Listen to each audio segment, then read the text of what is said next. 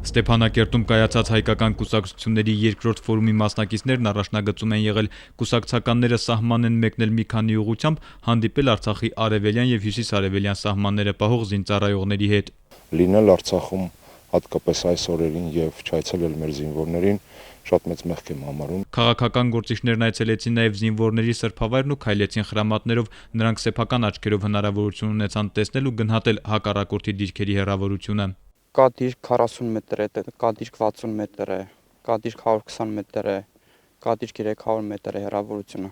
Զինվորները նկատեցին քաղաքական գործիչները թիկունքում են իշխանություն եւ ընդդիմություն, այստեղ խրամատում կոալիցիա են, հյուրերը չարարկեցին։ Գտնվելով իմ հայրենիքի, մեր հայրենիքի առաջնագծում դժվար է մտածել տարբեր քաղաքական տարաձայնությունների մասին։ Միասնականության ոգով էլ կուսակցությունների երկրորդ ֆորումը ընդունեց հռչակագիրը, ամրագրվեց, կան հարցեր, որոնց վերաբերյալ քաղաքական ուժերը միակարծիք են։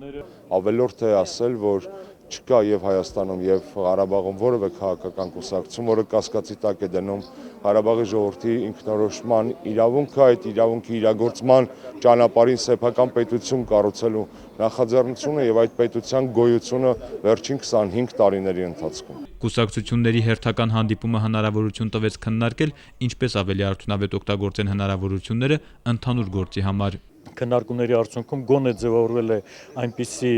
մի հնարավորությունների շրջանակ, որը ամեն մի կուսակցություն առանձին եւ գործընկերությամբ կարող ենք մենք ստեղծել այդ նաեւ ռեսուրսը, որպեսզի միջազգային հարթակներում